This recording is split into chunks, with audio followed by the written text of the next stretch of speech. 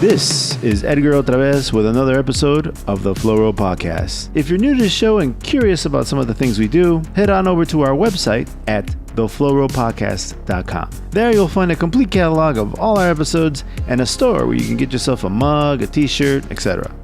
We are also on Instagram, where we run under the name The Flow Road. On this episode, I have my co-host, Not-My-Cousin Dan, and our very special guest, Rick Gawel. Rick Gawel is a director, producer, writer of independent films. He mainly does horror movies, and he's got a fantastic mockumentary called Michael Myers' Absolute Evil, which actually won some awards. It's really smart, and he just knows so much about horror movies. It's amazing. It's actually pretty impressive. And there's this kind of hierarchy of horror movies that he explains. It's fascinating. Not-My-Cousin Dan and I had tons of fun talking to Rick. Anyway, here's the show.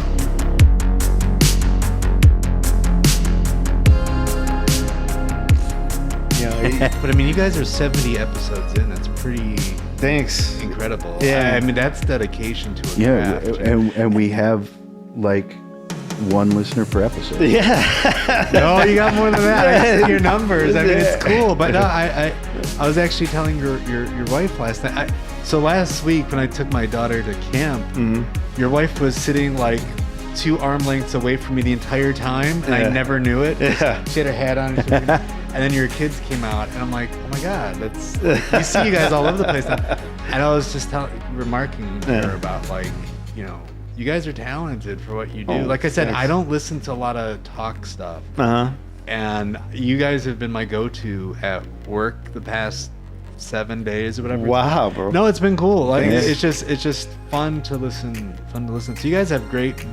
I'm not trying to fluff you up. I was giving you guys paying compliments for them. You guys have great voices for it. First of all, like you have radio voices. Oh, you know, thanks. and as I told your wife, like the way you navigate these interviews, like it's seamless. Like there's an art to it. You know, conversation. Like the art of conversation is not easy, and I feel like you guys do it quite well. So compliments to both of you. Oh, thank you. Podcast as well. And I feel like that's a great place to start. Yes. Start this thing. Okay, so here we go. Welcome to another episode of the Flow Road Podcast. This is Edgar OtraVez with Not-My-Cousin Dan. Dobranoc. There we go. He's got that smile going. He was you held back. I appreciate it. He was gonna do something weird. I was just gonna stare at you like, what am I supposed to say something now? Like every episode we gotta have this conversation. And today we have Rick Gawel, who is a director, producer, just all around filmmaker, writer. You've written 11 scripts, or is it 10? 10 movies you've made. Gosh, I actually don't remember. It's been quite a lot. Give me the notes. And I have them in the notes. But you've been at it for quite a while, man. So like you started filmmaking back. So like according to your IMDb, your first movie, Loving Memory, or was it Glass in 2010? A Loving Memory. Okay, so A Loving Memory in 2010. So you've been at it for over 11 years now. Yeah. Are you making anything right now? No, because of COVID, that kind of complicated things. And so I've just been sticking to writing because I'm like, I don't know when I'm going to be able to get to making another movie. Like I'm dying to. I really want to. Oh, wow. You know, it's just addictive, and it's just such a thrill. And it was my thing, you know. But it's time consuming, and it can be expensive. But like COVID kind of complicated things last year. So I've been tinkering lately with like transforming my movie ideas into books. Oh. But honestly though, my heart is in the movie, so I know I'll go back there, you know. So I saw that documentary, the one with Michael Myers. And Michael Myers' Absolute Evil. Absolute Evil. Yeah. Which was a neat concept. It was a great idea. Concept of making this documentary about Michael Myers. Well, I don't want to say mockumentary because it's not a comedy. It's not a comedy, right? But it's this presented in the format of a documentary. Right. And I thought that was a really cool twist. Thank you very No, much. I enjoyed the movie. It was well done. Thanks. It was really well done. You had good actors. There was good direction. You could tell it's a good professional film. And you won something, right? You won an award. What was the award that you won? Creative storytelling at the Fear NYC Horror Film Festival.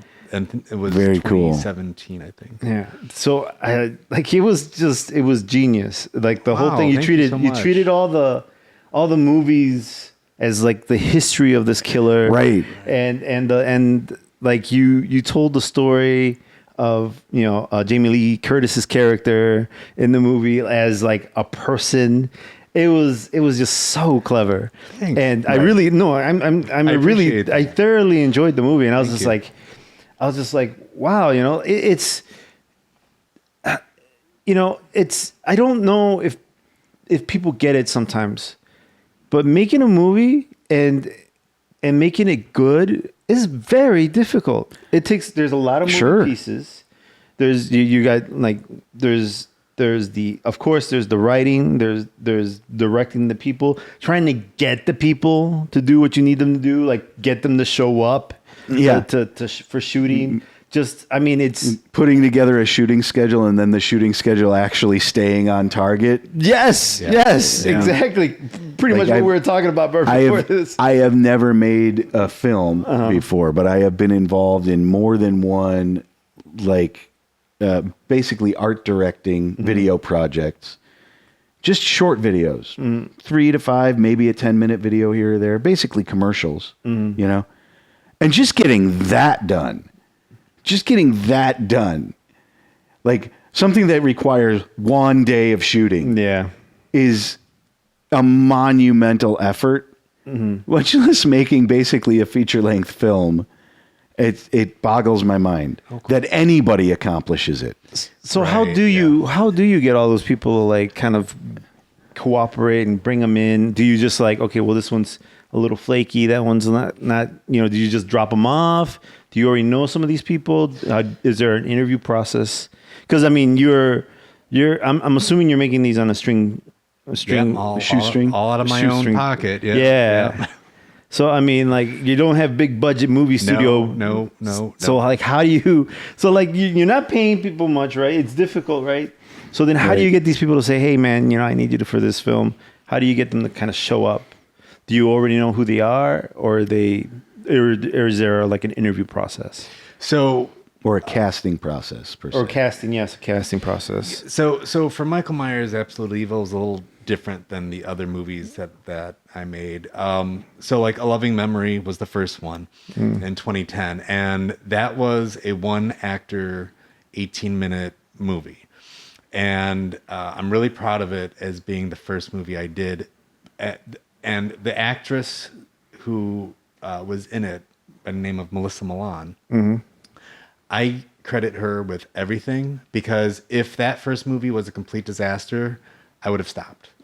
But she was so cool and so brave to do the things. I mean, it's a freaky movie, and she does some crazy things in it. But she was so brave with it and fearless and cool. And being that it was my first movie, I had no professional training. I never went to film school. I didn't know anything. And just to kind of do it. And because she was so kind and so talented, she made me feel comfortable with trying to make a movie. And if it wasn't for her, I wouldn't have continued to do stuff.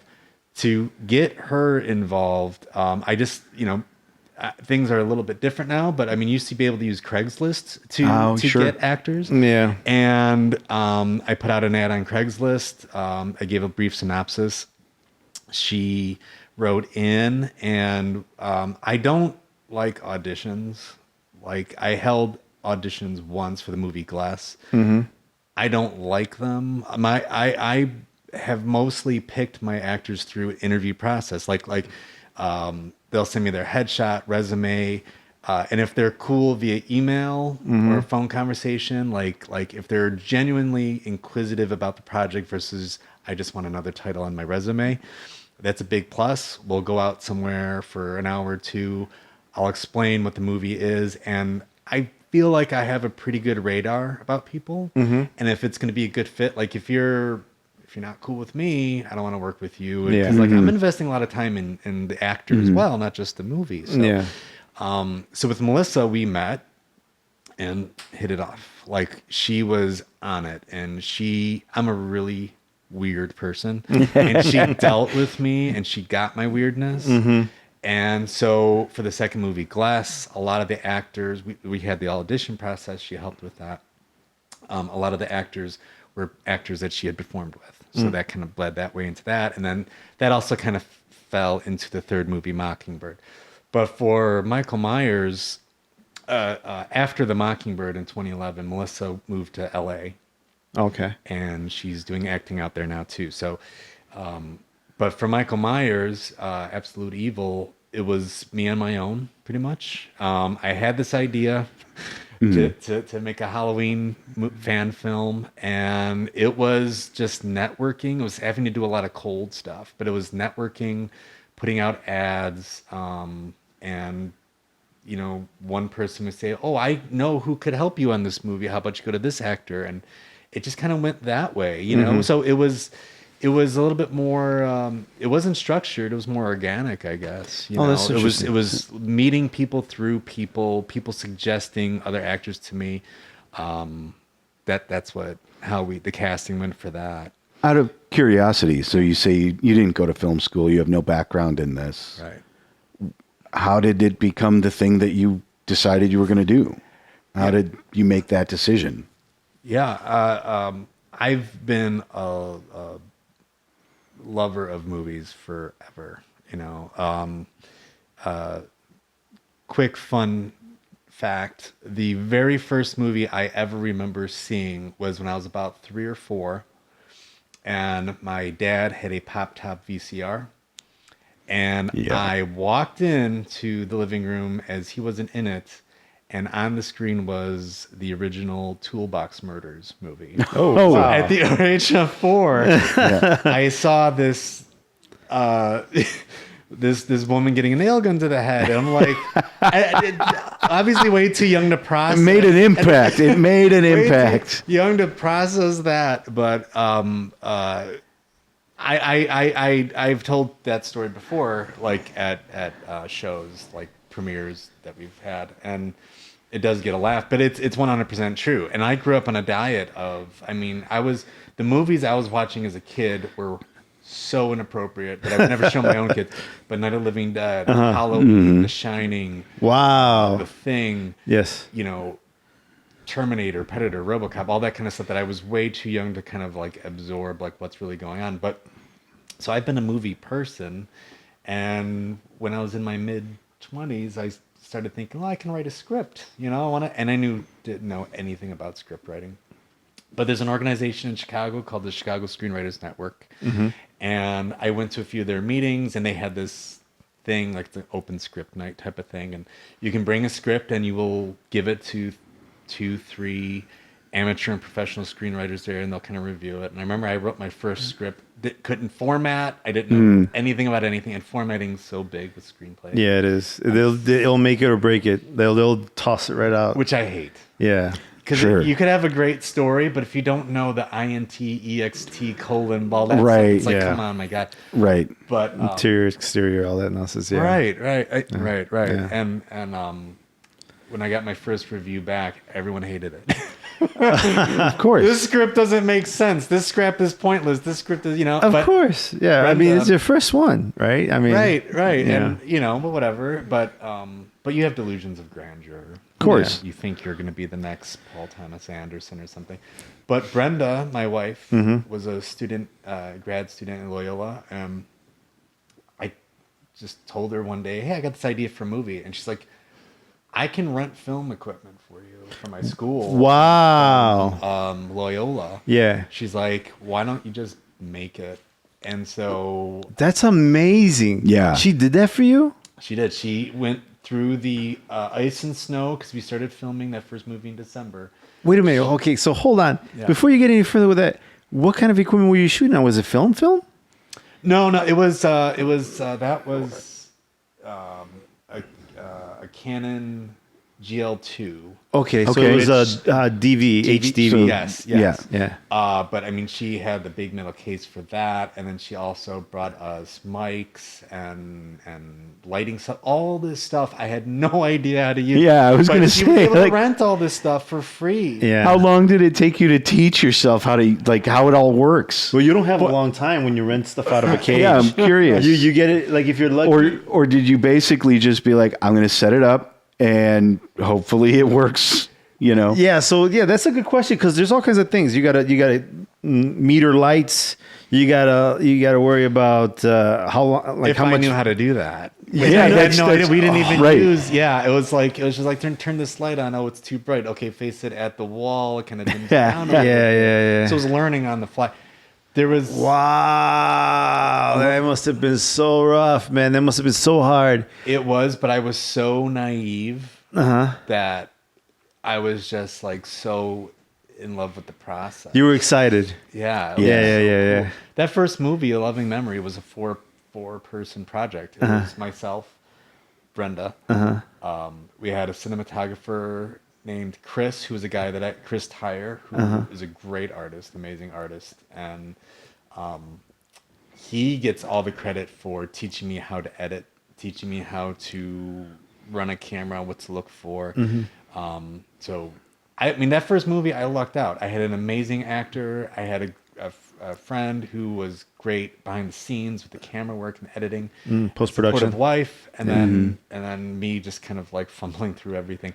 So it all came about, and because Do you know how lucky you are, man? You must. Yeah. You are super lucky because at least back in the day, those cameras were a good few $1,000s. The Canons were.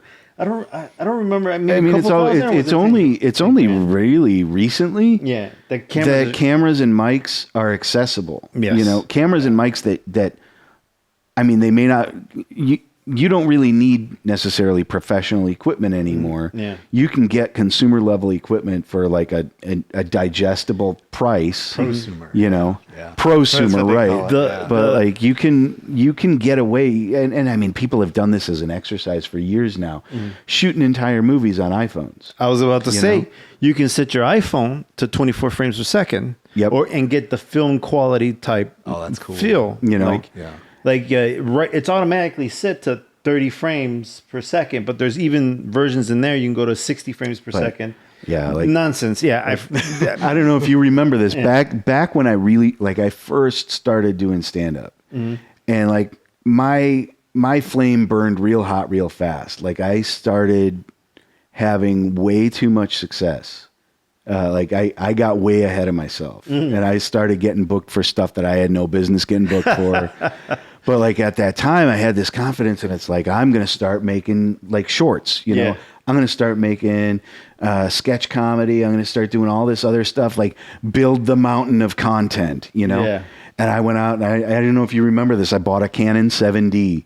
Oh, Because when those came out, it was like this. It was a huge deal. Like they were expensive, but not like buying a Red, or something. You know, like you could shoot cinema quality video with a Canon. Like they were shooting movies with them when those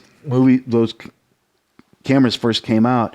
People were shooting movies with them. They were shooting like full TV shows with them just to kind of prove that you could do it. So I bought one and proceeded to make nothing. but I shot a lot of stuff. Yeah.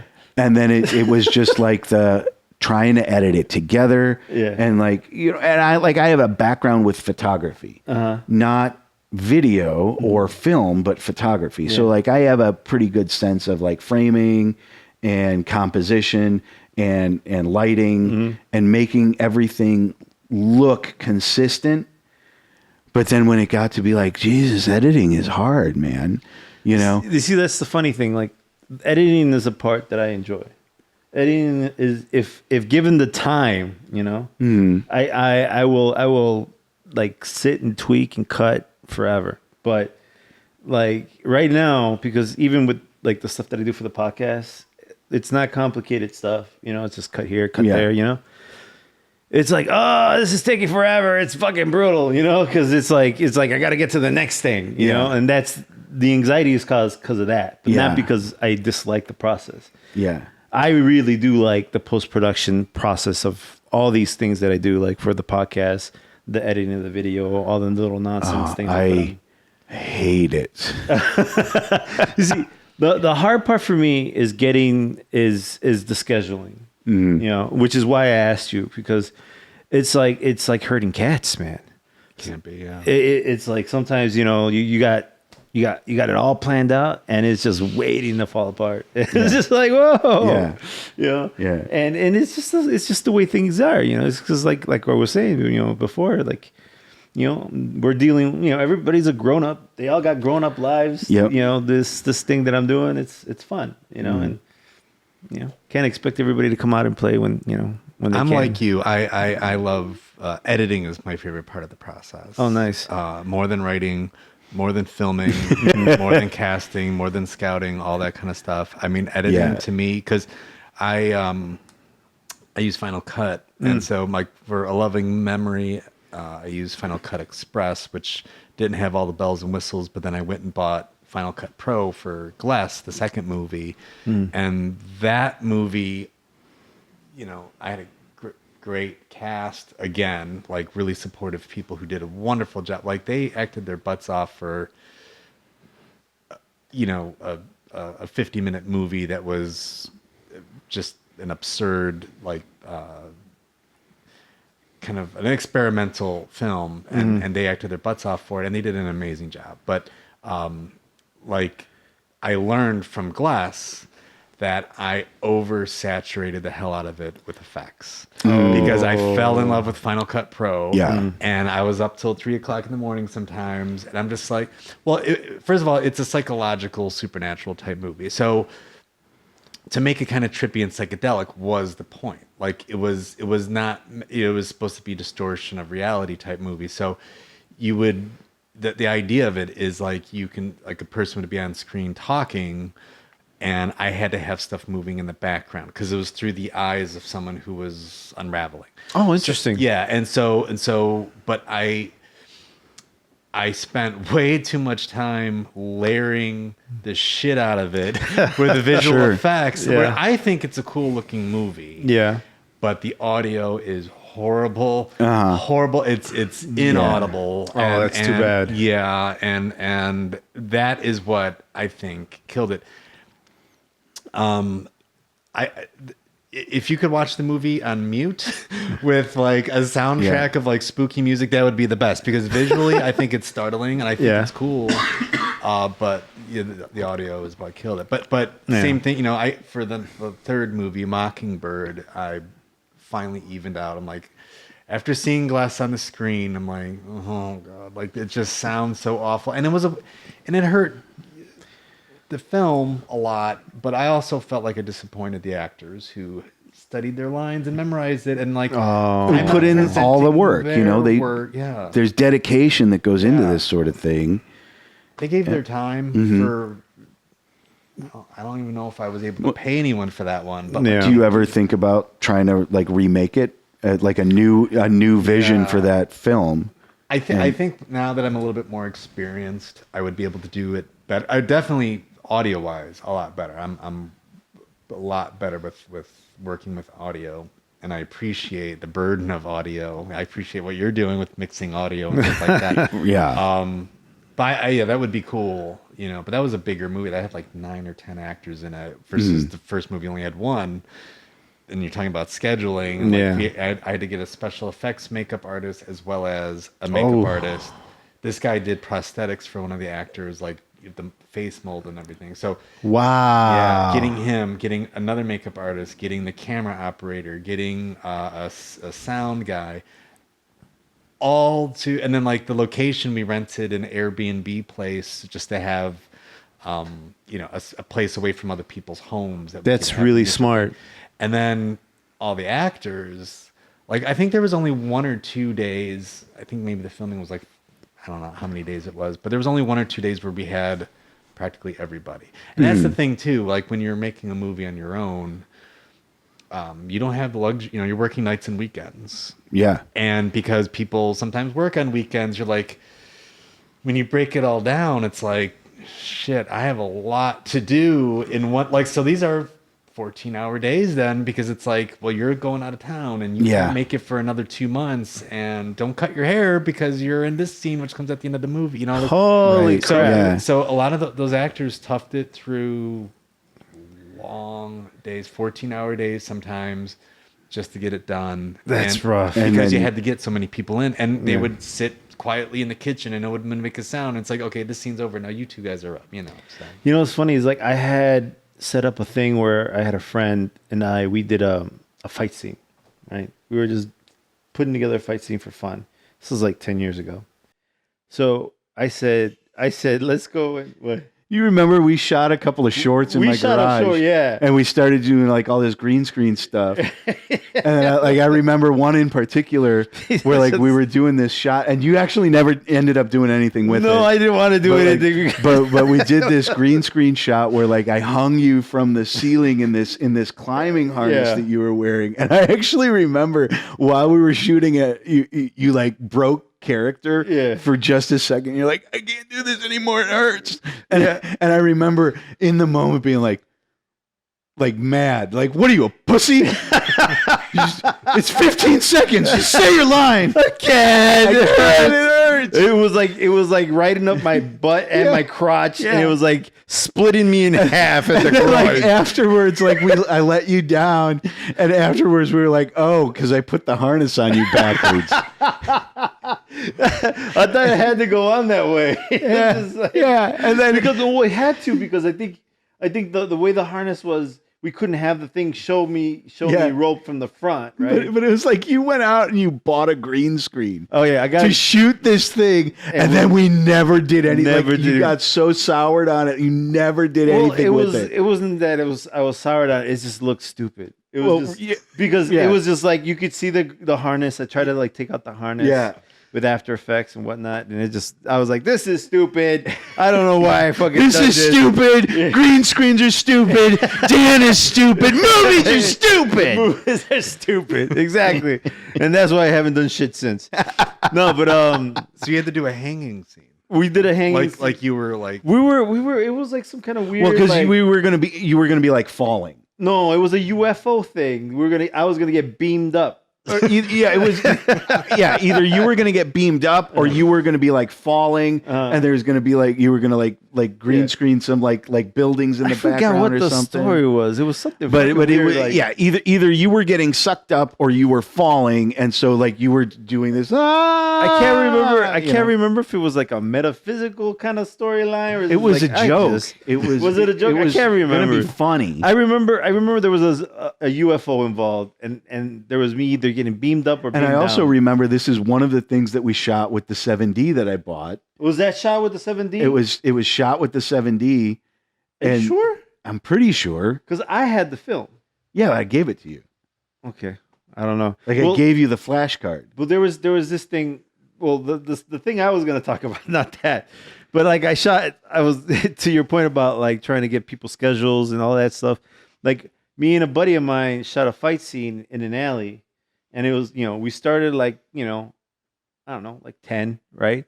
10 in the morning on a summer Sunday. And we only had that one day because we both were like married. He had kids. We just didn't have, we were going to do it just this one day. And so then we started at 10 o'clock. It took the whole fucking day. And then like, you could see the time change in the cuts. Yeah. Because as the time went on, it got real bright and it got real dark. Yeah. And all of a sudden it's like we're shooting night for day now. Yeah. Right? I couldn't even do anything with it. It's just like, fuck it, I'll just cut it together. It looks fine. And then somebody in the comments put it on YouTube. Someone in the comments like, that's a long ass fight scene if it got dark in the middle of it. That was that other video we did. We did this thing called The Competition. You wrote this like script for this. Was thing. that the one where like I was kidnapped? Where like I kidnapped you. Yeah. And then I was like basically slowly killing you in the garage. And there was a scene where it was you were taped in the chair and like you knocked yourself, like you were trying to escape. So like the point is you knock yourself over. Yeah. And the way we shot it was I very you got in with this really close shot of the base of the chair falling over, but it was me like slowly tipping you backwards in it, and then I dropped the chair and you hit your head against the toolbox, and you were like, and I remember because again I lost my patience because I'm not a very good person, but like you hit your head on the toolbox and you kind of lost your composure for a second. You're like, oh God, and I'm like, what, did you hurt yourself? God damn it. Like, 'cause I remember seeing it in the footage, like where I was like, God damn it. Well, the funny thing, but part of it was like my character was smoking these cigarettes and like I had kind of quit smoking at that point, but it was like we need like for the character just needs to be chain smoking, and so like I went out and bought some cigarettes and I was smoking them, and you were like we're looking at both of us, we're looking at the film and it's just like it's not smoky enough, so I went out and I bought a pack of Pall Mall unfiltered cigarettes, and so it just looked like I had a tire fire coming out of my mouth, but it looked really cool. It like fit what we were going for. But I just remember, like, by the time we were filming the part where, like, I tipped you over, and it was like, I was so packed with nicotine. Like, I was out of my mind. I was sick to my stomach. My whole house, because we were smoking in the garage, but we had the door closed to maintain the light, and it was hot as hell.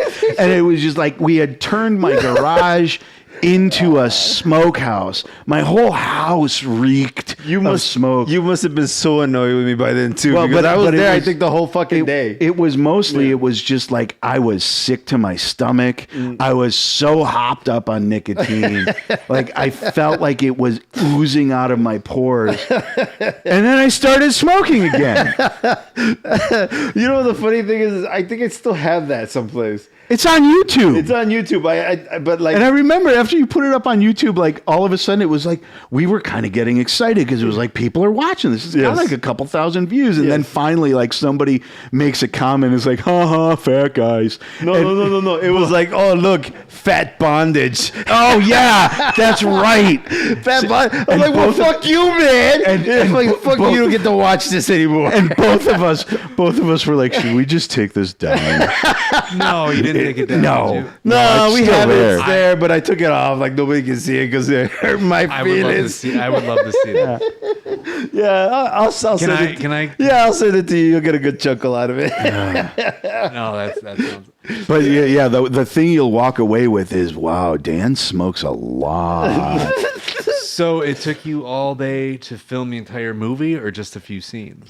No, it was a shot. It was the entire movie. It was a short, but it was. I think it's 8 minutes long. It's something. I think it's like 2 minutes long. It might be. I mean, it's. Yeah. But like, yeah, it's. But so like, I mean, we can appreciate the hard work it gets into. Like, well, like you're saying, it took you all day for a 2 to 8 minute movie. I mean, think of the time and then all that you had to cut out to get your final movie. Yeah, like it's a and like the sound's no good. No, you know, it sounds horrible. Yeah, this sounds absolutely horrible. And you kept injuring yourself, or I kept injuring you. Yeah, basically. There was one point where you slapped me, and I was gonna slap you back, but I was tied up. I remember that, and I was like, "Do you want me to like really slap you?" You were like, "Yeah, slap me." I was like. But do you want me to do like a stage slap? And you were like, "No, just slap me." And I was like, bam! And I could see it in your eyes. You motherfucker. I could see it in your eyes, and I was like, you told me to. Yeah, you're like, I'm sorry. I was like, you mother. I was tied up too. I was like, oh, you mother. I don't know why. I was such a fucking nut. Because I told you. I remember telling you, give it to me. Come on, man, give it to me. And I lost my shit. Yeah. And it was scary. Because you're not a small dude. And I remember being like, this guy knows how to take me apart if he wants to. I don't know why you were scared. I was tied up. You were movie tied up by me. Which means I was tied up. Well, fat bondage. Fat bondage, yes. So were you guys making this for competition or film fest, or just to have fun? We were just making it to make it. Yeah, just like we do this podcast. You got a bug, and you were like, I need to make a movie again. Well, I think it was like one of those things where it's just like, oh, look at how cheap stuff is. Look at how we can do. I don't have to put it. And this was also, I think, this was before I ever started doing comedy too. Yeah. So you went to film school, you got the itch there, and then after you graduated, you wanted to keep on making movies. Well, what happened was I went to school for film and animation. So I got like this whole. So I should say I can't because technology has changed. Do you still have that green screen? I do. I never got rid of it. Well, now we got to start shooting some stuff. Well, if you find a good harness. Do you have any use for a green screen? I have a green screen. Oh, you see, he would. See, of course he does. I'm not a big fan of green screens either because that's a whole nother art form. Yeah, I think, and editing and making it look good. So a lot of I don't use it too much. But I have used it. Yeah. I hear you.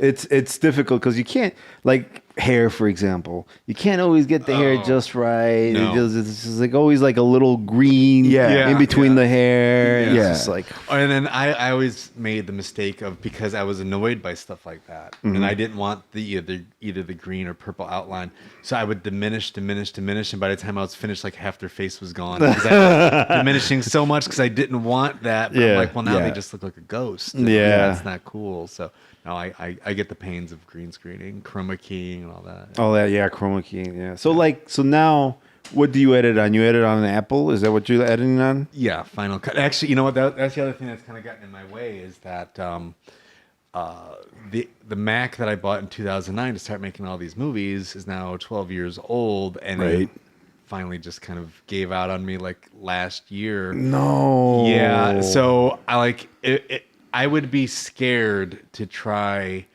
putting up. I mean, I can still use it, but it's still running Final Cut from 2010. Yeah. Right. And so I would be afraid to go through all of the work that it takes to make a movie, to bring it to my computer, and then it not turn out right. So I am gonna buy a new computer and get updated stuff so I can do that. But like, I'd be nervous to try a project on this old computer. Yeah. So, but now you gotta get you kind of gotta run a test on the new machine. You probably should get new software while you're at it. Yeah. Oh yeah. I'm gonna get they're on Final Cut 10 now, and I use that at work, and it's not bad. I liked Final Cut 7 better. To me, it was much easier, but it's also, I mean, I edited a bunch of movies on it, so I was pretty good. I knew the shortcuts. I could get things fast. But no, I don't really like the interface in Final Cut 10. I don't know if you're familiar with it, but it's a lot. It's like iMovie on steroids, and I don't like the interface. Like they try to make it really simple for you, but to me, it's too simple. I hear you. And all the buttons and bells and whistles that I was used to, that I knew where they were, are gone. Everything's gone. I almost feel bad about it. I made the commitment to Adobe years ago. Yeah, me and too. so it's like everything I work with is Adobe. Yeah, After Effects. I use all the Adobe products like Premiere, After Effects. And Premiere, for me, I hate Premiere. I absolutely hate it, but it's because the interface it's not intuitive for me. But then I sit down and I start using it, and you can kind of customize the interface to be almost whatever you want. Kind of whatever workflow you want it to be, you can make it, and you just have to get used to that. There's a lot of getting used to. That's how Adobe products are, though. There's a lot of just getting used to it, and used to a different way that this software developer wants you to use their products. And like with Premiere, once I kind of get to that point where I'm feeling comfortable with it again, and then I can discover there's a lot of utility here. And part of that utility is the fact that you can customize that workflow basically any way you want. Yeah, there are things like some of the things that annoy me with just the Adobe products in general is just like what they do is they all change a shortcut, for example. Yeah. They'll do something like, okay, so now the way to kind of enlarge something isn't alt anymore. You don't hold the alt key and then drag out. Now it just does it. And it's just like, what the fuck? I was used to. I know you're trying to make it easier for me, but now you just fucked up everything. You know? The other thing that's weird about Final Cut 10 is there's no more saving your file. What do you mean? Yeah. You don't save anymore. It saves it automatically for you, and I cannot stand it because with like I used to Premiere does that too. It drives me Autosave? nuts. It drives me nuts because while I get the idea that they want to save you a headache if you forget to save. I mean, who can forget to save? But if you do, like something happens, you forget to save, or you lose power or something. I get it. Like it's like every I don't know how many seconds it like saves and then saves and saves and saves. But like, why I loved working on the Glass edit, in which I made it as psychedelic and as weird as I wanted it, was I could stay up late one night and just mess up the visuals of this one scene. I wanted to be as creepy as possible. And then the next day, if I watched it back, I didn't like it. I'm like, nah, I'll just take out this and save it as a different name. And it was like really simple. And now it's like, you don't get to do that. Like it's, you almost have to save the same file, copy and paste it onto the timeline. Well, if I don't like this, I'm going to get rid of that. Versus like, you know, with Glass, I had like so many different files, but it was like, that was part of, because I was learning as I was going. So I was able to see like an old version of it and then redo it. But now with the automatic save, it's like I hate it. Like I don't I also like the physical. I'm clicking on it. I know what the hell I'm doing. I'm saving it now. I'm done. Yeah. Versus you don't even get to do that. Yeah. You see, I don't edit as often as you probably do. So those things don't bug me. But I know what you're talking about in terms of like the constant like updates that these software developers make. Yeah. All of a sudden now your workflow is different. Right. You just seemingly small things completely change your, like when, oh my God, like I still deal with this on a daily basis when they changed. Now we're not talking about video anymore, but when they made a change to Photoshop with the 2020 release, the 2020 release of Photoshop, where when you're resizing things, in Photoshop, you know how you would hold control, either control or command on an Apple. You'd hold control and it would lock your proportions. Yeah. Right. Well, they changed it so that now by default it locks the proportions, and if you hold control or command, it takes it out of that. So now it screws everything up. It makes it and so now like or whatever. That one thing literally reversed the workflow. Yeah. Yeah, it's a pain in the ass. And it's like they didn't actually tell anybody that. They just sort of did it. And so like to this day, even after technically 2 years of that software release, to this day, every single time I work in Photoshop, I hold the control and now I fuck up all my proportions. I think you can actually change. You can turn it off. I'm sure you can turn it off. You could probably turn it off, but it's that's too much work. Well, you got to go look for it. Yeah, I was about to say you have to go find it. But you're used to it. Yeah, and you like what you're used to. And I'm old now. I'm an old person, and so adapting to things is not what I do anymore. Don't worry about it, man. I'll send my kids over to your house and have them set your VCR for you. I wish I still had a VCR. I found a box of VHS tapes the other day. Oh yeah? And I can't watch them. Yeah, it's crazy because like DVDs are going out too. Like, oh, I think I said this on another episode. Yeah. Until very recently, because somebody loaned me something on DVD, I had not used hard media in probably a decade. It's probably been 10 years since I've used media that wasn't some way streaming. I saw something and it kind of bothered me, and I can't remember where I saw it. And God help me, I don't, if I'm wrong, internet, don't kill me. But it was something to the effect that Amazon says that the videos that you purchased, the on-demand stuff that you purchased from them, does not really belong to you or to them.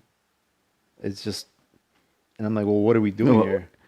I guess like it's kind of similar to, though, like technically, I'm looking at your DVD shelf right now. They're mine, but I don't own them. You own the copy of that DVD. Yeah. You don't own that movie or that TV show. Oh, so you're talking about from maybe a rights perspective. I'm willing to bet that's what they're talking I about. bet that's probably what it is. Because it would suck if I go to my fucking queue in Amazon, for example, and can't find a movie because they decided I don't own it anymore.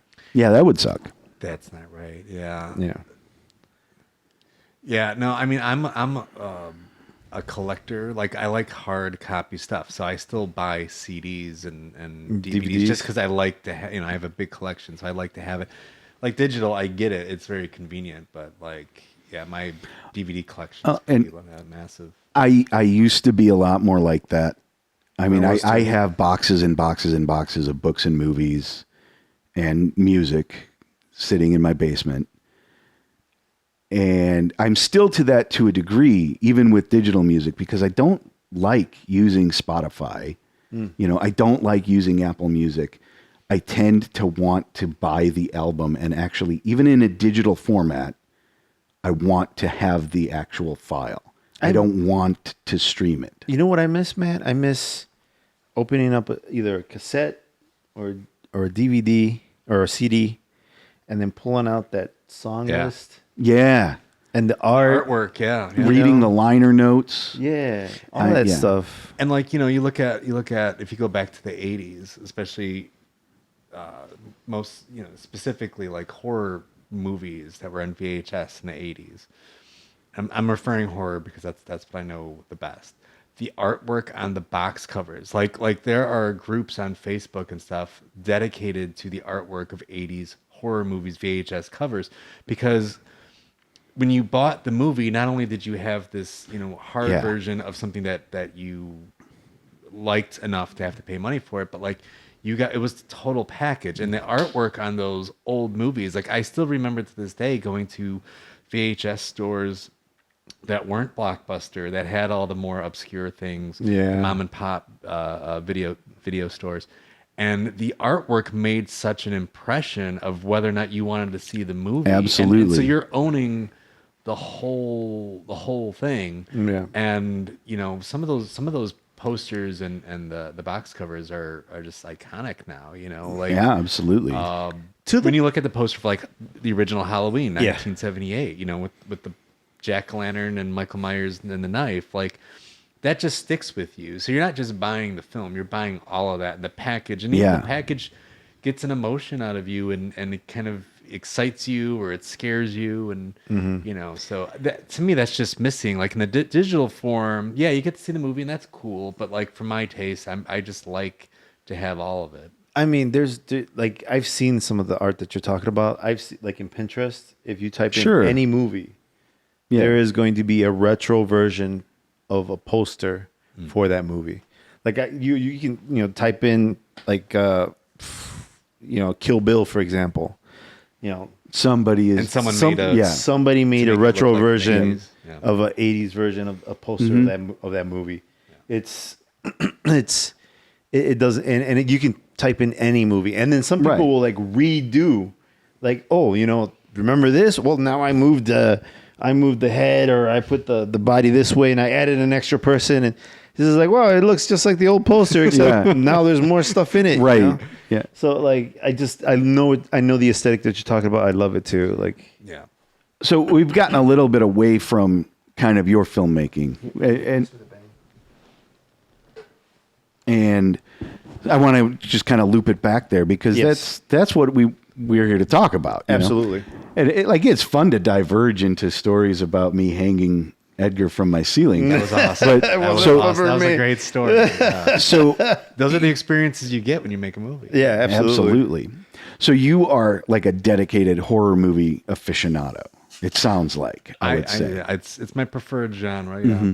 And I find that interesting because for a long time, like into my 30s, I demanded, people would ask me like, oh, so you're into horror movies? And I'd be like, no, not really.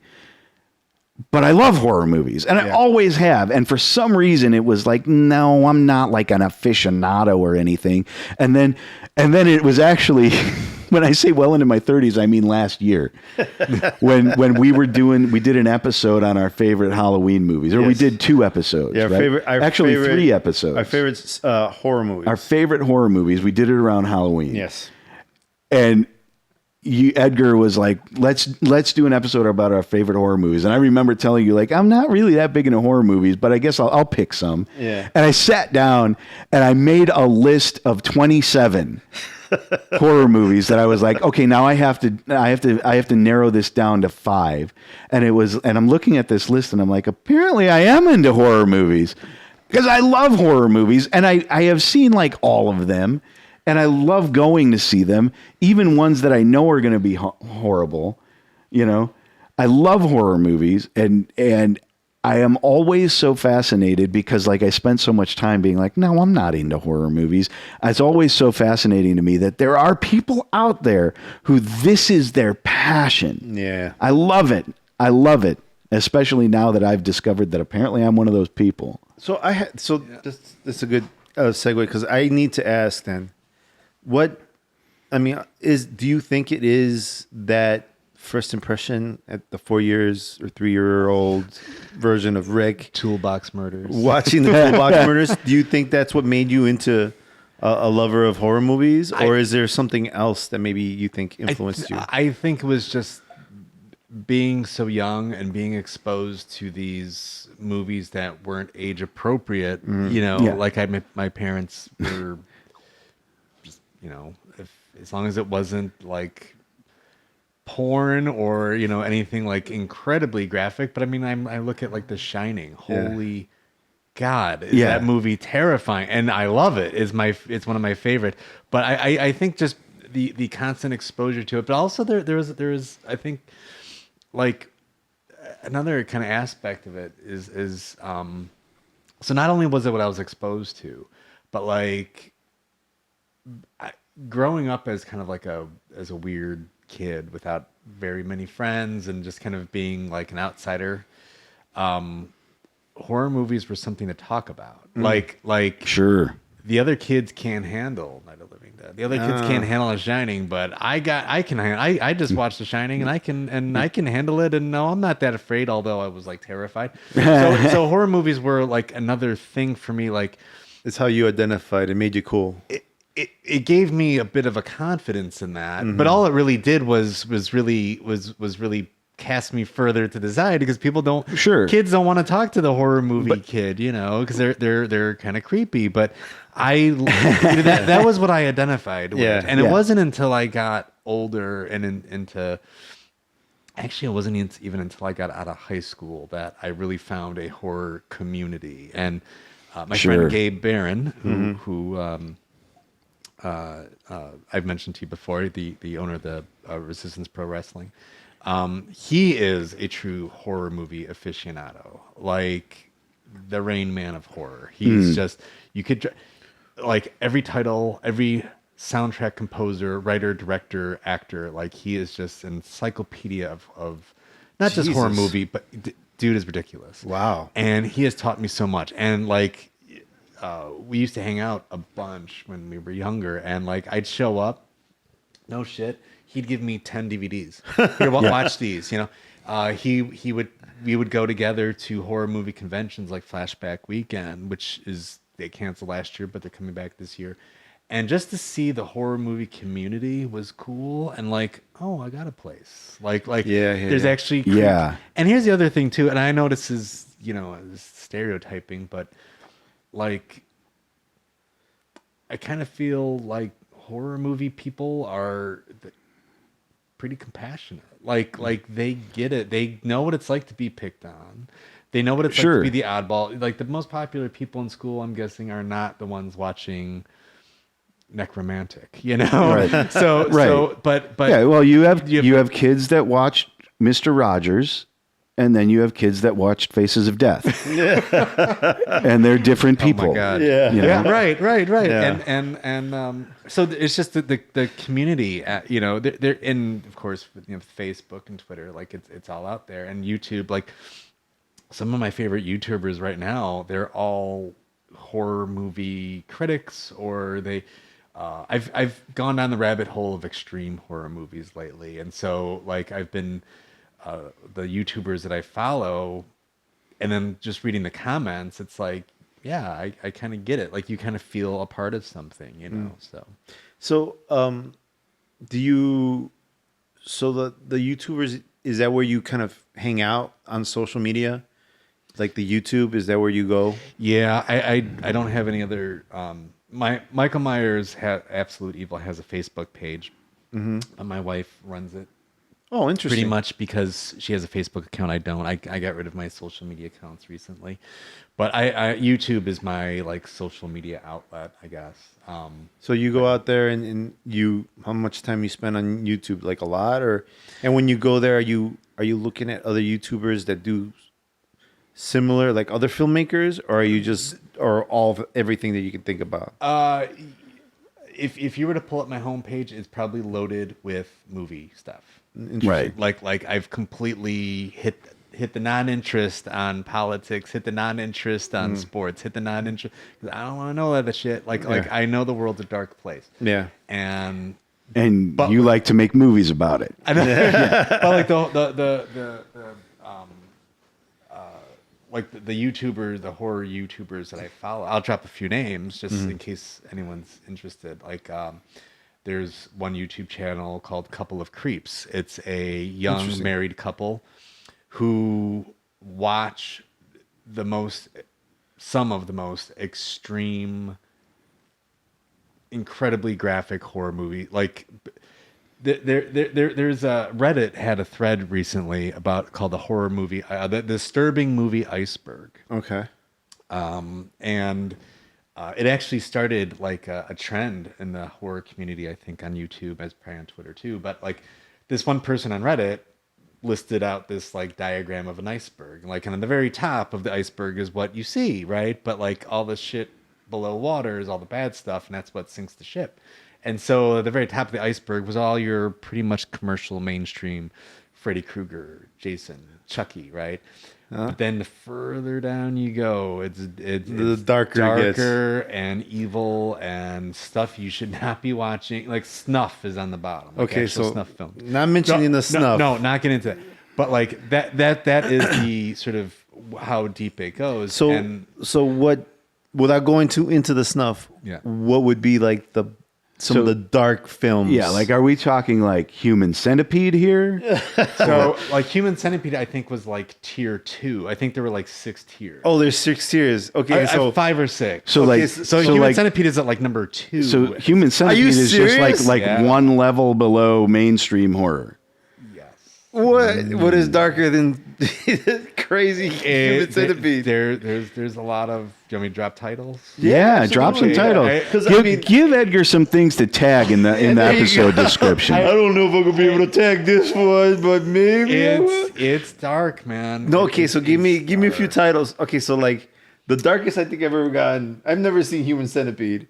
I've seen the one where I think it's called Dead Girl, where she's a zombie. And then people try to like have sex with this zombie woman, and you know she infects everybody. Okay, so like I guess Human Centipede isn't really all that dark. It's just kind of raunchy. It's the concept is disturbing. The concept is disturbing. It's raunchy and it's kind of meta in that it knows exactly how ridiculous it is. Like it's not a comedy and it's not comical. But it's gross. Ridiculous. Like his overhead projection of his diagram of the people together with the digestive tract is like, how is that not hilarious? Actually, do you know that? It sounds do you know hilarious. That picture I'm talking about? I'm sorry? Do you know the image I'm talking about? On his I have like his hand drawn. Okay, that was actually made into a Christmas ornament. Yes, yeah, absolutely. That's so fucking nuts. It's messed up. Well, like Human Centipede is like this, according to this Reddit thread. Like Human Centipede was like a tier 2. So what's tier 3? What's in tier 3? Well, I don't remember all the titles, but like just give me I can name one or some two movies that are like an example, because I want a frame of reference. Yes, that's what I want. I want to know like where I sit in this. Completely change the way you think about me as I sit here, because sadly, I own some of these movies, and it's like, yeah, I have some sick shit in my collection. I'm a nut too. Here's the thing, though. You don't go, or me. Yeah. Some people can eat dinner while watching these movies. Like, I don't. A lot of these extreme horror movies are stuff Gabe has given me, or things that I've just kind of found. Like, you'll watch it to see if you can handle it, and then you don't visit it again. You watch it, and it's like, because it stains your brain. Like, you're not going to forget the stuff. A mind virus, totally. Yeah. Okay, so a funnier title, but very disturbing movie is a movie called Slaughtered Vomit Dolls. Directed by a nice guy named Lucifer Valentine. Lucifer Valentine. Like the Satan? Yep. Okay. Yep. He's a Satanist. And good times. It's a trilogy of films called the Vomit Gore Trilogy. The first movie was Slaughtered Vomit Dolls. The second one is Regurgitated Sacrifice. And the third movie is called Slow Torture Puke Chamber. Oh, Jesus and that's Christ. Right? Now, I'm going to say this now. Now, those three movies... Yeah. Don't make a lick of sense. It's all visual, but it's, to me, I do like them. I don't go and watch them much, but like visually, it's as close to watching a nightmare as I can imagine. So is it like it's and so that's a level 3? That's more like a 4. Oh, okay. All right. 4. So even getting closer towards the to 5. What is this series called? The Vomit Gore Trilogy. The very first movie was called The Slaughtered Trilogy. Vomit Dolls. Yeah, and it's as bad as you think that title is. But see, to me, it's like horror movies. You get your jump scares and you have your antagonists and all this kind of stuff. This is basically just dark depravity and evil shit.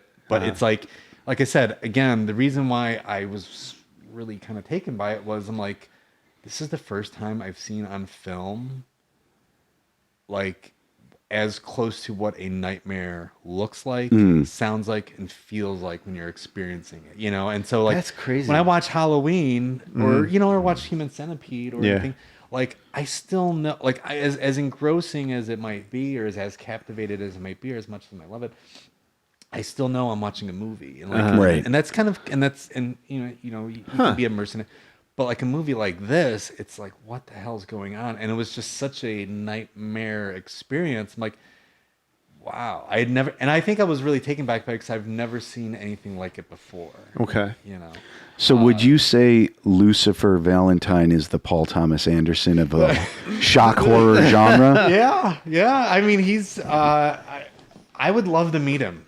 Really? Just to know, like, what kind of a guy makes this kind of stuff, because I don't know, man. Like, he just, like, his movies are so intense, and like, he's got to be a scary dude. But I'm sure. Here's the thing, though. I'm sure he's a really nice guy. Sure. You never know it. Who knows? You might meet the guy and you'd be like, hey, yeah, he's weird. I mean, to make the movies that he does, it's like something's going on. And frankly, you meet your average mainstream television TV executive, and those people are nightmares in trousers. Yeah. Those people who make this well-intentioned pabulum for the masses are the worst people on the face of the earth.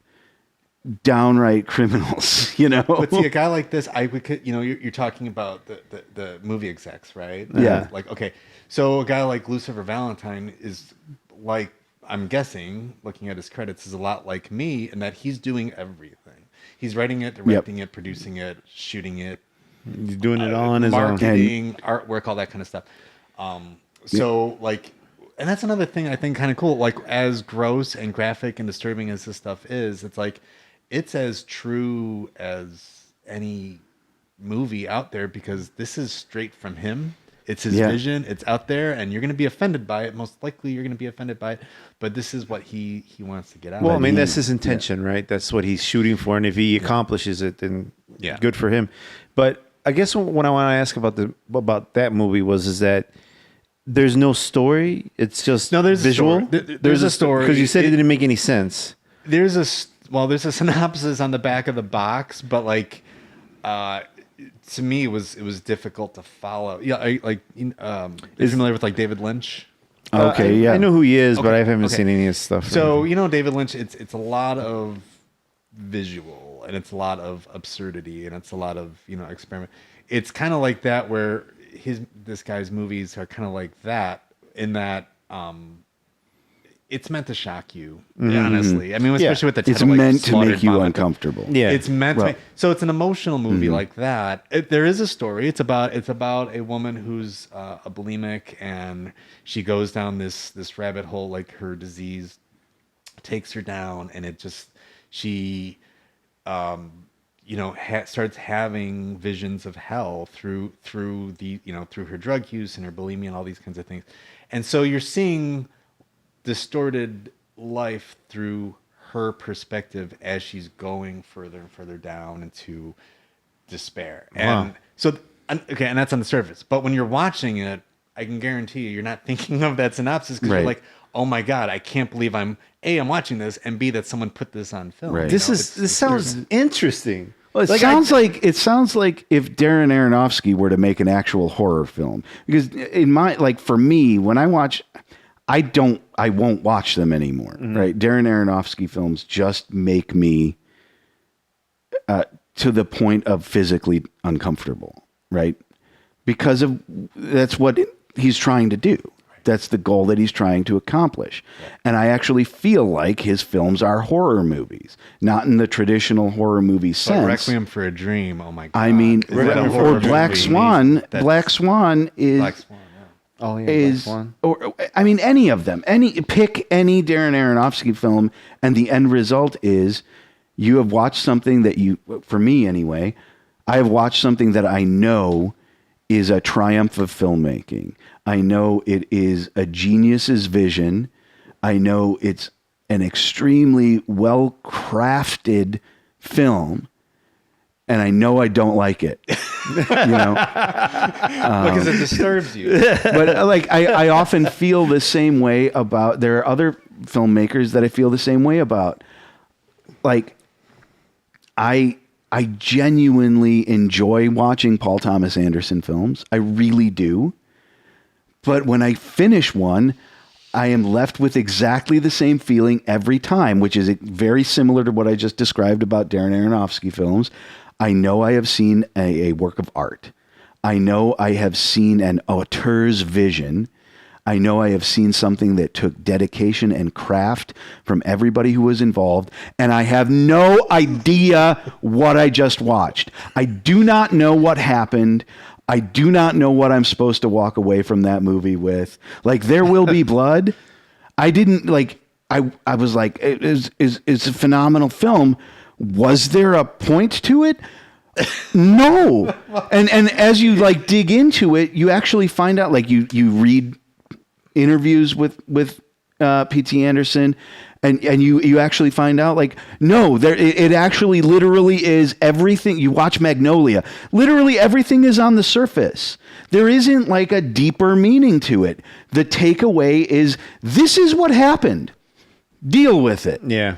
It's funny, if I may interject there, is that we're talking about horror movies, and yes, I'm a horror movie fan, but if I were to pick my top 3 movies, if you ask me what are your favorite 3 movies, or what are, in your opinion, the best 3 movies, Magnolia is my number 1. Well, and really? It's and because of where I was in my life when I saw it in the theater, sure, and being that I have depression issues and anxiety issues, and that movie is wrought with sadness and despair.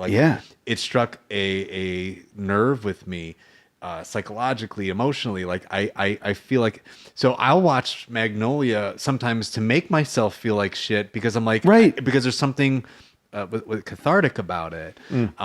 But yeah, Magnolia is just that's the Tom Cruise and Magnolia, movie, right? Magnolia it's a fantastic film. It's a beautiful film, and I don't want to mischaracterize. I like watching. I am at the point where I don't like watching Darren Aronofsky films. I like watching P.T. Anderson films. I do. Punch Drunk Love's a fun movie. And Punch, it absolutely is. I like the way he makes movies. I enjoy the movies, and I think maybe one of the reasons I enjoy them is because they're difficult, because they make you try to you feel like you need the Cliff's Notes. I feel like I need a guide to unravel this movie. And it takes a certain amount of genius to make a movie like that when the answer actually is, no, you don't need a guide. You're inventing complexity that was not intentional. The intent was just to put the vision on the screen. And that takes a certain kind of genius. And it's good to kind of watch a movie and just digest it for what it is. Like how many times do you go watch a movie and you're forced to like, oh, he's saying, this and this is the symbolism that he's hitting me in the face with, like, that shit gets old. It's nice to go see a movie and just enjoy it for what it is. Right. Right. But how many times do we get to do that nowadays? Everybody has to have some hidden thing in it. Right.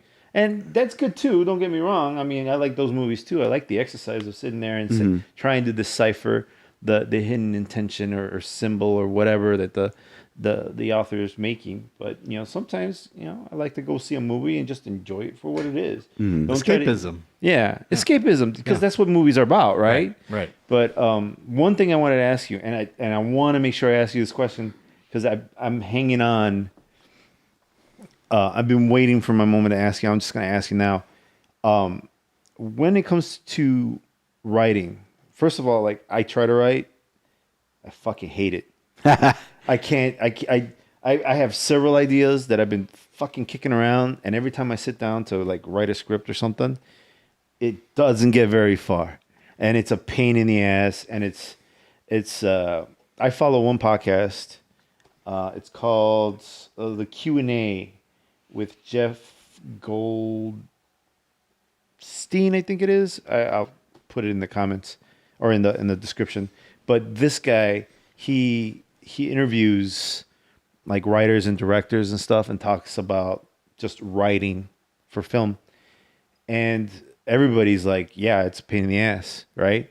And so I have to ask you, like, where do you get your inspiration from? How long does it take you to write a script? And how do you like, how many scripts do you have going at once? And let's start with those three questions because I got more, but. Well, between 2010 and 2011, I made 3 movies. Mm-hmm. And that was my most productive period because, like, not knowing all the rules of screenwriting, I think also kind of helps because, like, now it's like, okay, now I've taken some screenwriting classes, I've read books, I know the formatting and stuff, and I find a lot of times that I get so hung up on the damn format, it stops me in my tracks, and then I lose momentum.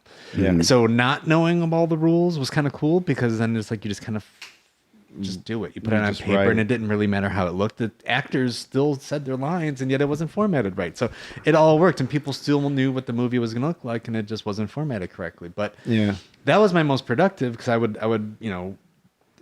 like the first movie, I think maybe I wrote it in like maybe 3 months, 2 months. Yeah. Oh, that's fantastic. Pretty fast. Yeah. And then we filmed it, and as soon as that movie was done and premiered, because I would host premiere. I'd like rent out a theater and we'd have a premiere party. That's awesome.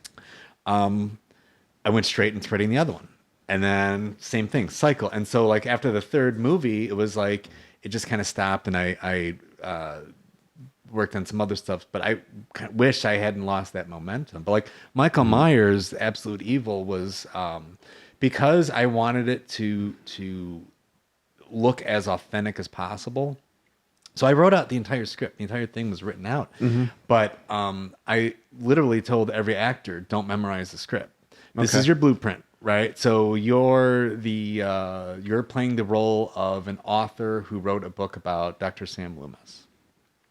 So know what kind of a person writes a biography about a deceased psychiatrist who is hunting a serial killer. Get yourself into that mind space. And because like the to bring the conversation to Michael Myers, Absolute Evil, is that Halloween is my favorite horror movie franchise. Okay.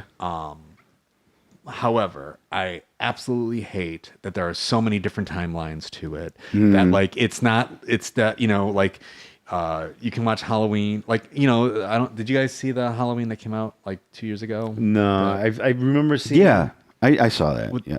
The latest one. I guess it was 2018. Where they actually brought Jamie Lee Curtis back. Yeah. Yeah.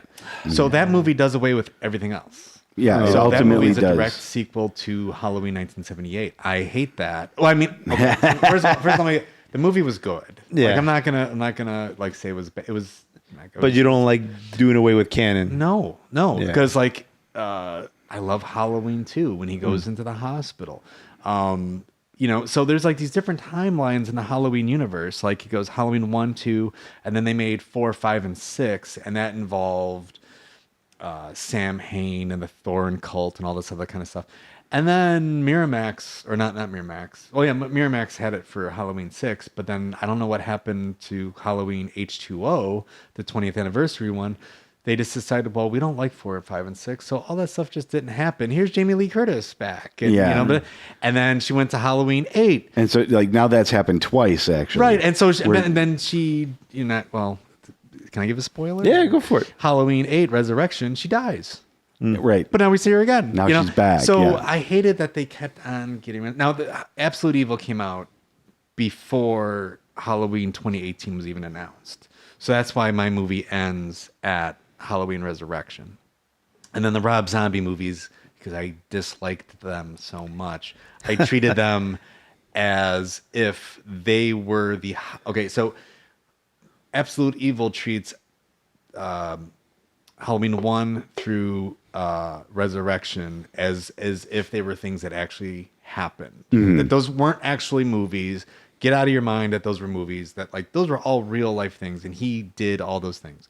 And then I treated the Rob Zombie movies as if it was Hollywood making a movie about Michael Myers and how poor of a job they did. So that was that sort of take on it. But like my goal was to take all these timelines and show that you can actually have all of them and they all can still work together. And to do that, I added new characters, and I actually went down, you know, a copycat killer and the Thorn cult blossoming into a more organized crime type.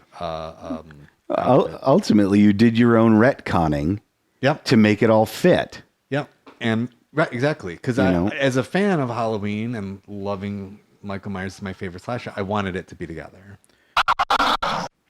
The ending. So the ending to Absolute Evil, you have that awesome scene where you have all these kids kind of visit that hospital, right? Yeah.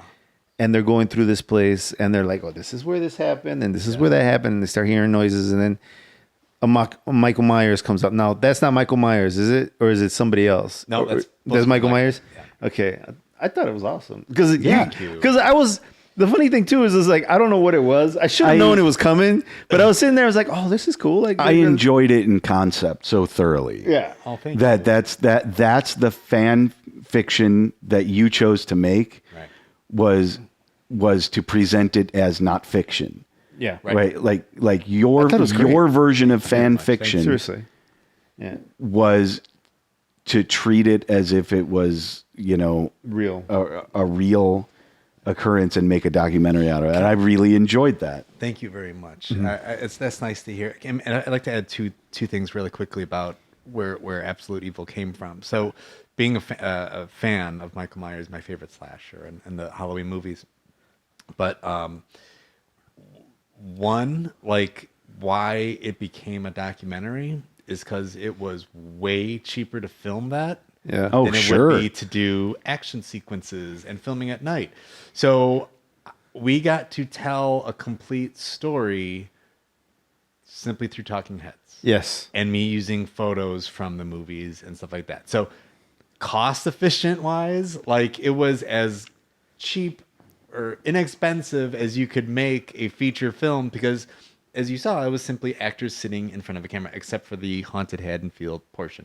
Yeah. And then as far as like, you know, I had all done original stuff before Absolute Evil. Mm-hmm. And no one was watching it on YouTube, which of course, you know, that's what happens. That's the way it is. Sure, Yeah. of course. But around 2014-15, I fell down the YouTube rabbit hole of fan films. And I started seeing that I think Halloween and Michael Myers have the most horror movie fan films on YouTube. People love Michael Myers. Really? And I started noticing 36,000, 10,000. Oh shit. Like the most views I've ever gotten is like 400. I'm like, but the formula is simple because you have a built-in audience already. You're not trying to win anyone over. Right. People already know the exposition of the characters. You don't have to explain anything. All people really want is because, Hollywood will make a Halloween movie in a few years. People just want to see, another kill or another kind of thing like this. Yeah. So when I started seeing the popularity of fan films, I'm like, I'm going to throw my hat in the ring. And as I started writing it out, I'm like, I can't film action sequences. I can't film at night. I can't do it. But what I can do is make a mockumentary in which people are telling the story. And Brilliant. so it became a talking heads movie. And And then really the haunted love it. Haddonfield, thank you. And then the haunted Haddonfield thing, the fourth part of the movie. Yeah. That's like all original. But because Halloween 2 is my favorite installment, or second favorite, of course, after the original, I wanted to revisit Haddonfield Memorial Hospital, which is the setting of Halloween 2. And so this is an interesting story, if I may go on a tangent about the making of that. I rented out so on the north side of Chicago, I can't remember where exactly, but through helping other people make movies, I found this location. It's a block long. It's all underground. It was a speakeasy for Al Capone back in the 1920s. Oh. And Was it in Cicero? no, it was on the north side of Chicago near Interesting. Rogers Park. Okay. And so it was a speakeasy, and it was, I think it's either half a block long or an entire block long. You'd never know it, and you had to go through this resale shop down the basement. All of a sudden, you were like, wow. And they had the owner, this guy named Elvis, told me that it was the first in-ground indoor swimming pool. So there's a scene where the very first time you hear Michael Myers is he's descending into the therapy pool. Yeah. It was actually a swimming pool that at the speakeasy people would go and all those, they would go swimming underground. It was a weird. Now it's completely dilapidated as you saw, but I'm like, well, this would make a perfect burnt down, dilapidated, abandoned hospital with no power, because all the lights came from our flashlights and our camera. We didn't use any. Because I wanted it to look real. Yeah. So all the lights came from just what we had. We didn't set up studio lights or anything, because and also there's no electricity down there. Yeah. So we had to use battery operated everything. So it must have been creepy just being down there. Yeah. So it was haunted. It's haunted down there. Legit, like haunted, and we saw and heard some freaky shit. So how long were you down there? We could only have it for a day, and so we had our 5 actors, and then I had just one assistant with me, my friend John Coughlin, who appeared in the movie. He was Alan Sensabaugh, an author in the movie, that he helped on the making of Haunted Haddonfield.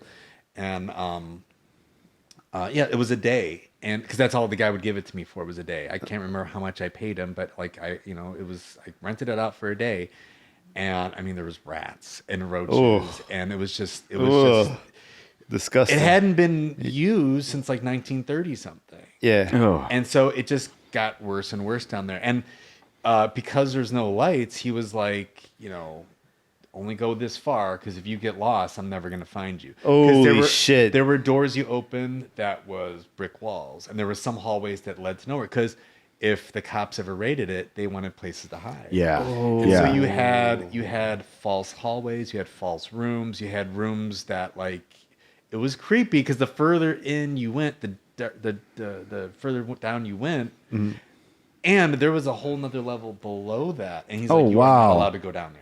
Yeah. So it was a basement below the basement. He's like, you're not allowed to go down here. So when we were filming that stuff, like, we had to be very careful with the actors. Like, okay, when you go running, we tried to clear debris away as much as we can, but it's like, I'm putting my camera on the woman's shoulder. I'm like, go running, but just please don't fall and please don't try to run into anything because all you have because we're not insured. Doing this and you're shaking it and you're running into these rooms. Oh wow, Jesus Christ! So it was when I rented it, the guy told me, he's like, just so you know, I had a ghost hunter show down here.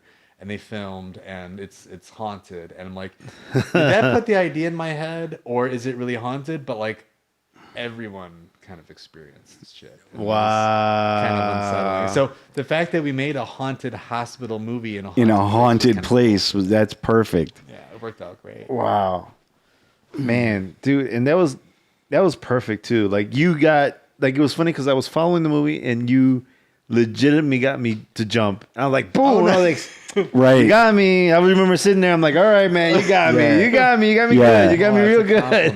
Yeah. Because up until that point, it's like a straight documentary. Yes. You know? And it was very intriguing. You saved that release of the spring, release of the trap to the perfect moment. Yeah, I was totally relaxed. I didn't see it coming at all. I was like, and then I'm like, oh, they're in the hospital, and there's these kids, and I'm thinking, no, eventually maybe something will happen, maybe, you know. And there's like, I think I know the jump scare you're talking about. That got a nice reaction at the theater too. It was cool to see people's hands kind of go up. And Nice. And they saw that one particular. Is that what you live for? To get the It's fun. I mean, like jump scares are easy, right? Like it's as long as you can pace it out right and you don't make it too boring, and you know, like a jump scare can.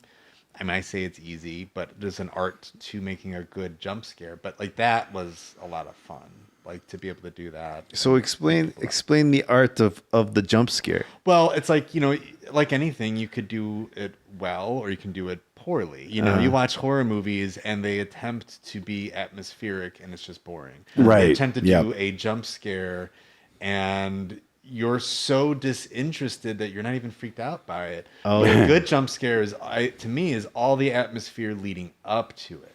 And that's why I say it's like you can have a slow burner movie as long as it's not boring. Like, can you make it just interesting enough to where people are kind of hanging on? But then when something does happen, like, oh shit, like now I'm snapped into something else, a new part of the movie. So, so you know, like the original Halloween, 1978, like. I think the reason why it's so iconic, it freaked people out. I mean, it was one of the first slasher. You could say Psycho was the first slasher movie, but like the jump scares in that, and the other thing too was fascinating about Michael Myers is he didn't move fast. Mm-hmm. Right, he walked everywhere, and to add to the pacing of it, like that scene near the end where Jamie Lee Curtis is pounding on the door, he's just walking across the street. And he's not chasing her, and you're just like, oh shit, like, you know, it's terrifying. Yeah, it's terrifying. And then when he pops out from behind the couch, that's the jump scare. Like, where the hell is he? Here he is. And if I could throw one more thing out there, like, I'd like to sing the praises of the cast of Absolute Evil because, again, they were all so amazing. I can't say enough about them. They're all incredible, and I will stand behind all of them as having been great to me, great people, and great performers. I'm going to drop only one name. They're all wonderful, but I'm only going to name one person in particular. It was the woman who played Lindsay Wallace. Her name is Michelle Corvae. I met her through a person that I was working on another film project. And I'm bringing her up because she set the tone for the movie. She was the second person I filmed for this movie. And like I said, like I wrote her script and I said, but you just be Lindsay and you do whatever. And she was familiar with Halloween. Like her husband has written books about horror movies. So they're a horror movie couple, I guess. Oh, nice. And I showed that's a category of people. Yeah, the first time I had ever met her was the day I showed up to film her. Uh-huh. I didn't know anything about her other than people telling me she's a great actor. And obviously she was. And I think we just emailed back and forth, but I showed up. I had no idea how she was going to portray Lindsay Wallace, who is the little girl from Halloween 1 who escapes with Tommy Doyle. I had no idea how she was going to do it. And, you know, a true actor, like she can flip it on and off almost to a creepy level because it was like, she was so cool. Like she's like this woman who's just like strong and she's like, she does like kickboxing and stuff. And she's just like super uber cool. Like, oh my God, like you're I don't even deserve to be in the same building as you. You're just so awesome. And she was just so kind. And then I'm like, okay, you ready to go? Yep. Action. Just the switch. And she portrayed with her look, her the way she sat. I mean, she has like the shirt she wore was revealing her arms, and you could see like the muscle tone in it and her confidence. And she was just like this really confident woman. And it's like, I'm like, she's going there because like she portrayed Lindsay as a survivor of a traumatic event. Absolutely. So like if we were to add backstory or story after, is like she had this horrible childhood as a result of this thing, but she decided not to be a victim. She decided to overcome it. So she became this confident person. And through the interview, when she started crying at certain parts, when she was recollecting upon the events of Halloween 1978, it was so cool because it's like she built up this really strong woman, but then like also the other thing too was I asked her, treat me like I'm an actual documentary filmmaker. Yeah. Right? I'm like, let's pretend, like let's just try to go for it and do this as real as possible. And she went for it. And when she cracked, and when she started crying when she was talking about Annie Brackett and stuff, and especially when she was recollecting about Michael Myers and seeing him walk across the street, and when she was recounting Laurie Strode and all this kind of stuff, like I remember I got home, I didn't know how to, like the script, she was featured first, right? But I'm like, in editing, you can change everything up. Yeah. But I watched her footage, I showed it to my wife, and I'm like, she gave me the confidence, like, I think this can be good. Because solely from her performance, her confidence in me. Yeah. And so Michelle, thank you so much. You were really why this movie kept on going. Like I could have stopped so many times. Everyone was wonderful, but she set the tone. And her at the beginning of the movie as an adult Lindsay Wallace talking about her childhood, I'm like, this makes it feel like a real documentary. Absolutely. Isn't that important, man? To like get the people that you all of a sudden you feel, you know what? I think I can do this. Yeah. You know? Yeah. Like you get like that's how I had moments like that in the podcast where I get people on here and it's just like, you know, I didn't think I was gonna be able to do this, but I think I could do this, you know, like. And then I came along, and it was like, shit, I can't do this. So let's wind down. Before we go, you want to plug something? You got something you want to tell us about? Are you working on something right now? You got a movie coming up? Or? No new movies. I'm still writing. I'm still not sure if it's going to be a movie or a book. I'm focusing more on a book just because of the cost and all that kind of stuff. But you got plugging, really just my YouTube channel, which if you just search for Michael Myers Absolute Evil, that'll take you to my YouTube page, and you can see all the short films I did. I made in 2018. I made a legit documentary about a women's deathmatch wrestling tournament. Talk about real gore, like. This was real blood in that, and this was, this was as ultra violent as you get, and it was just like sanctioned violence. But like that was a cool project to do it. But yeah, it was called Femme Fatales, Women of the Deathmatch. Cool. But if you look up Michael Myers Absolute Evil on YouTube, that'll take you to my YouTube page, and everything you need to know about me is up there. Cool. I'll make sure to put a link to your YouTube page in the description and all the stuff that I put out. Thanks. It's Ad Nauseum 11, right? Yeah. So that's your channel? Yes. Cool. All right, man. So I guess How come you never ask me if I got anything to plug? Well, go ahead and plug. I got nothing. Well, you know what? I'm gonna put you in the description too. All the pages I don't have. Yeah, absolutely. No, but like I always, tag you on everything. I feel the love. It's cool. All right. I want to say thank you to both you guys for having me on. This was a really cool experience, a lot of fun. Yeah, it's listening great. to your show. Thanks, man. You have a great show, and thank you for having me. Oh, thank you. And maybe we'll do this again, man. Well, if you make another movie when you make another movie or you make that book, let me know. I'll get you back on. Thank you. Yeah. All right. So then this is Igor OtraVez with our special guest, Rick Gawel, and Not-My-Cousin Dan, my co-host. This time I am just going to stare at you. All right. Now it's getting weird. Primo! Whoa! And there he goes, stealing people's shit. All right. Thanks so much, guys. Thanks for listening. We'll catch you later. Bye.